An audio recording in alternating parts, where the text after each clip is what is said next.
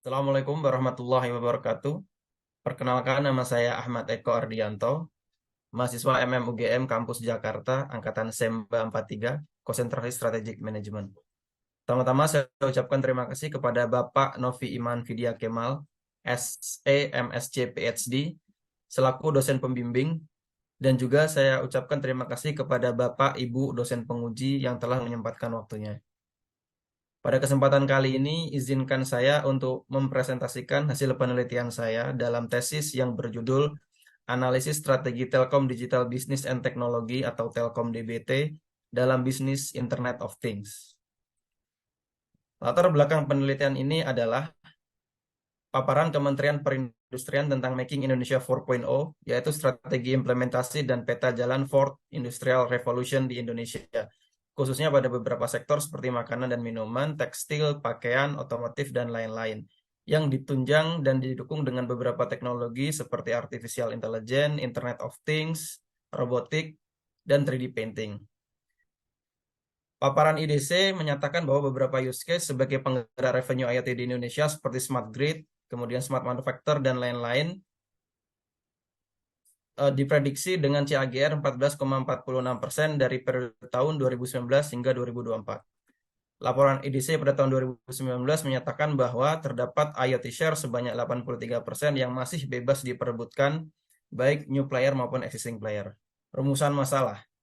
Potensi pasar IoT di Indonesia diprediksi akan terus berkembang sejalan dengan momentum mendukung rencana Making Indonesia 4.0 yang telah dijelaskan oleh Kementerian Perindustrian dengan prediksi CAGR software IoT 12%, service 10%, hardware 7,4%, dan connectivity 6,9%. Sebagai salah satu IoT player, Telkom DBT perlu melakukan analisis strategi secara aktif dan proaktif untuk menangkap peluang ini secara maksimal. Pertanyaan penelitiannya adalah yang pertama, apa strategi yang digunakan Telkom DBT dalam bisnis Internet of Things? Yang kedua, mengapa strategi tersebut dipilih oleh Telkom DBT dalam persaingan bisnis Internet of Things? Tujuan penelitian ini adalah yang pertama, mengidentifikasi strategi Telkom DBT dalam bisnis Internet of Things, dan yang kedua adalah menganalisis alasan pemilihan strategi yang dilakukan Telkom DBT dalam persaingan bisnis IoT. Manfaat penelitian yang pertama bagi Telkom DBT, penelitian ini dapat dijadikan sebagai referensi dalam melakukan evaluasi strategi perusahaan dan penentuan strategi ke depannya berdasarkan resource yang dimiliki. Bagi kalangan praktisi dan akademisi, penelitian ini dapat dijadikan sebagai salah satu referensi dalam pengembangan dan evaluasi manajemen strategi di bidang industri telekomunikasi atau IoT. Lingkup penelitian ini dilakukan berdasarkan market analisis IoT yang dilakukan oleh IDC Consulting Telkom Indonesia pada tahun 2020 dan sesuai dengan laporan profit and loss bisnis IoT Telkom DBT pada tahun 2021-2022. Penelitian ini berfokus pada identifikasi strategi Telkom DBT dalam persaingan bisnis IoT dan alasan pemilihan strategi tersebut. Landasan teori yang pertama adalah analisis strategi, yakni menurut Henry 2018 memungkinkan perusahaan untuk memformulasikan strategi dalam menghadapi tantangan yang ada. Kemudian Henry juga menjelaskan bahwa adanya lingkungan eksternal yang dihadapi organisasi terdiri dari lingkungan makro dan lingkungan kompetitif. Lingkungan kompetitif terdiri dari industri dan pasar di mana organisasi saling bersaing.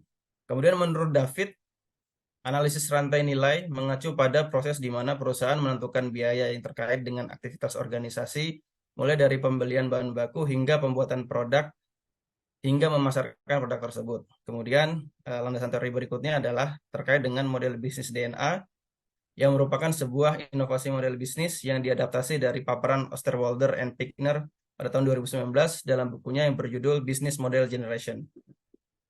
Landasan teori berikutnya adalah terkait dengan Matrix Strategi Position and Action Evaluation atau SPACE. Matrix Strategi Position and Action Evaluation atau SPACE digunakan perusahaan dalam penentuan kuadran strategi, apakah dalam posisi konservatif, agresif, kompetitif, atau defensif. Menurut David, penyusunan metrik ini adalah variabel yang terbagi menjadi kemampuan finansial, stabilitas lingkungan, keunggulan kompetitif, dan kekuatan industri. Nah, berikut kerangka penelitian yang digunakan, mulai dari latar belakang, perumusan masalah, hingga dapat menjawab pertanyaan penelitian yang pertama, yaitu identifikasi strategi yang digunakan Telkom DBT, dan pertanyaan penelitian kedua yaitu tentang analisis mengapa strategi tersebut digunakan. Metode penelitian yang digunakan dalam penelitian ini adalah mengacu pada bawang penelitian yang diperkenalkan oleh Saunders, terdiri dari 6 lapisan penelitian. Pendekatan yang dilakukan secara induktif berdasarkan case study yang menggunakan monometode kualitatif. Time horizon penelitian ini adalah cross-sectional karena dilakukan pada kurun waktu tertentu dengan sumber pengumpulan data primer melalui wawancara kepada narasumber, dan data sekunder berdasarkan data internal perusahaan atau jurnal yang terkait dengan pembahasan penelitian. Berikut data informan yang dilakukan pada penelitian ini. Berdasarkan hasil penelitian, terdapat beberapa faktor yang menjadi temuan pada faktor makro yang terdiri dari politik, ekonomi, sosial, teknologi, hukum, dan lingkungan. Dari temuan-temuan tersebut kemudian diklasifikasikan apakah merupakan sebuah peluang atau menjadi ancaman bagi perusahaan. Nah, contoh yang menjadi temuan peluang diantaranya adalah di sini Roadmap Making Indonesia 4.0. Dan contoh yang menjadi ancaman diantaranya di sini adalah adanya anggapan khususnya di industri padat karya bahwa peran teknologi ini akan mengancam posisi mereka.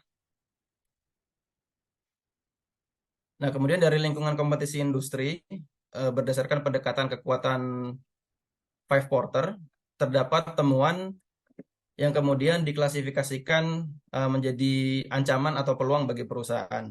Nah, sebagai contoh di sini hasilnya yang menjadi peluang dan memiliki kekuatan tinggi adalah infrastruktur connectivity perusahaan, dan yang menjadi ancaman dan memiliki kekuatan yang tinggi adalah persaingan ketat pada sektor manufaktur dalam implementasi IoT.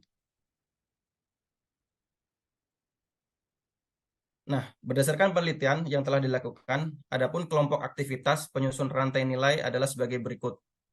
Aktivitas yang terdiri dari aktivitas pendukung dan aktivitas utama memperlihatkan bagaimana perusahaan mengubah input menjadi output yang bernilai, sehingga perusahaan dapat mengidentifikasikan secara lebih baik keunggulan kompetitifnya dari aspek rantai aktivitas. Nah, berdasarkan analisis model bisnis DNA, terlihat bagaimana hubungan timbal balik antara blok desain di sini dengan blok needs yang saling memberikan stimulus dan respon. Nah, perancangan pada blok desain dan needs untuk menjawab apa yang dibutuhkan pada blok aspirasi atau why, yaitu terkait dengan apa yang ditawarkan atau value yang dapat diberikan.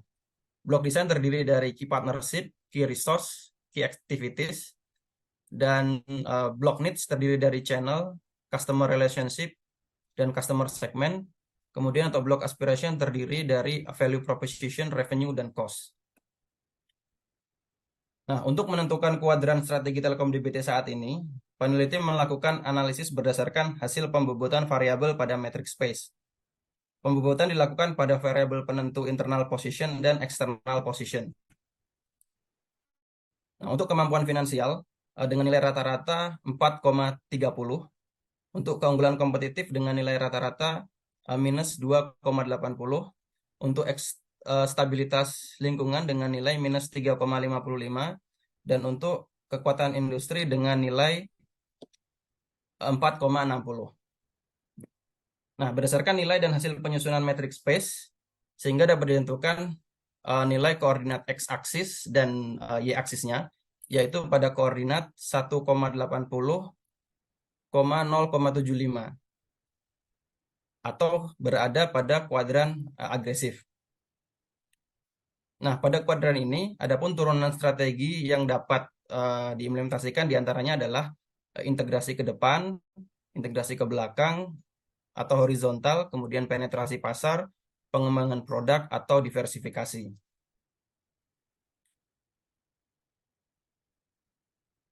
Nah, dari hasil wawancara dan validasi dengan informan, bahwa saat ini memang strategi yang digunakan Telkom DBT berdasarkan analisis matrix space adalah dengan melakukan penetrasi pasar dan pengembangan produk. Nah, penetrasi pasar ini dilakukan untuk menyasar ke 5 sektor potensial, yaitu sektor utilitas, sektor manufaktur, sektor peternakan dan perkebunan, sektor pendidikan, dan sektor logistik. Nah, tujuannya dilakukan strategi penetrasi pasar ini adalah untuk meningkatkan market share Telkom DBT saat ini, sebagaimana dikonfirmasi oleh tribe leader IoT platform Telkom Indonesia. Nah, untuk strategi kedua adalah pengembangan produk dengan cara menambahkan fitur-fitur unggulan seperti artificial intelligence dan juga machine learning. Nah, tujuan dilakukan strategi pengembangan produk ini adalah untuk meningkatkan unique value proposition atau UVP bila dibandingkan dengan kompetitor lain. Hal ini sebagaimana dikonfirmasi oleh tribe leader IoT platform juga. Baik, untuk kesimpulannya, yang pertama adalah strategi yang digunakan oleh Telkom DBT dalam persaingan bisnis IoT adalah yang pertama melakukan penetrasi pasar pada segmen industri potensial seperti sektor utilitas, manufaktur, peternakan dan perkebunan, pendidikan, serta sektor logistik. Yang kedua adalah, kemudian strategi berikutnya adalah memaksimalkan pengembangan produk dengan menambahkan fitur-fitur advance seperti fitur monitoring, analitik, fitur artificial intelligence, dan machine learning. Kemudian kesimpulan kedua adalah pilihan strategi Telkom DBT dalam bisnis IoT merupakan penetrasi pasar dan pengembangan produk. Pemilihan strategi penetrasi pasar merupakan upaya yang dilakukan Telkom DBT dalam rangka memperkenalkan produk untuk meningkatkan market share. Mempertimbangkan potensi pasar IoT masih sangat besar. Kemudian pengembangan strategi pengembangan produk merupakan langkah strategik yang diambil Telkom DBT dalam rangka meningkatkan UVP atau Unique Value Proposition produk. Dengan peningkatan dan pengembangan UVP produk menjadi daya tarik bagi pelanggan dibandingkan dengan kompetitor. Nah, implikasi teoritis dari penelitian ini adalah yang pertama, analisis value chain dapat digunakan Telkom DBT dalam memperoleh informasi terkait aktivitas-aktivitas yang mereka lakukan dari aktivitas utama dan aktivitas penunjang. Kemudian model bisnis DNA dapat digunakan Telkom DBT dalam melakukan analisis hubungan sebab akibat sebuah perusahaan dalam menjalankan bisnisnya. Kemudian metric space dapat digunakan Telkom DBT dalam penentuan posisi strategi dalam persaingan bisnis dengan mempertimbangkan faktor internal dan eksternal perusahaan. Adapun implikasi praktis pada penelitian ini yang pertama pada level manajerial diharapkan penelitian ini dapat digunakan Telkom DBT dalam mengimplementasikan beberapa alternatif strategi untuk periode short term dan mid term dalam menangkap peluang dan mengantisipasi ancaman faktor eksternal pada persaingan bisnis IoT. Sedangkan untuk long term-nya pada level strategis diharapkan informasi dalam penelitian ini dapat digunakan Telkom DBT sebagai pertimbangan dalam melakukan analisis pasar dan pengembangan produk device pendukung solusi IoT.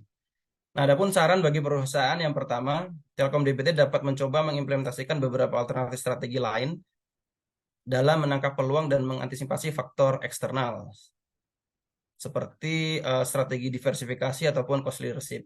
Kemudian yang kedua, sebaiknya Telkom DBT mulai mempertimbangkan untuk melakukan pengembangan produk device IoT secara mandiri. Nah, untuk saran penelitian selanjutnya, sebaiknya peneliti selanjutnya dapat membahas tentang kelayakan dan prioritasi alternatif strategi yang telah diperoleh. Kemudian penelitian selanjutnya juga dapat menggunakan pendekatan metrik strategi lain dan melibatkan proses kuantifikasi sehingga memperoleh hasil analisis yang lebih terstruktur dan mendalam. Keterbatasan dalam penelitian ini adalah bahwa penentuan strategi Telkom DBT yang diperoleh berdasarkan analisis dan informan tidak sepenuhnya akurat karena didasarkan pada faktor internal dan eksternal pada periode waktu tertentu. Ditambah pada saat ini industri IoT masih dalam bertumbuh dan di sisi lain adanya pergeseran dari person in charge di level struktural maupun operasional pada waktu rentan tertentu sehingga berpotensi menyebabkan adanya perbedaan dalam menganalisis data primer dan sekunder. Nah, berikut daftar pustaka yang digunakan dalam penelitian kali ini. Baik, sekian dan terima kasih. Assalamualaikum warahmatullahi wabarakatuh.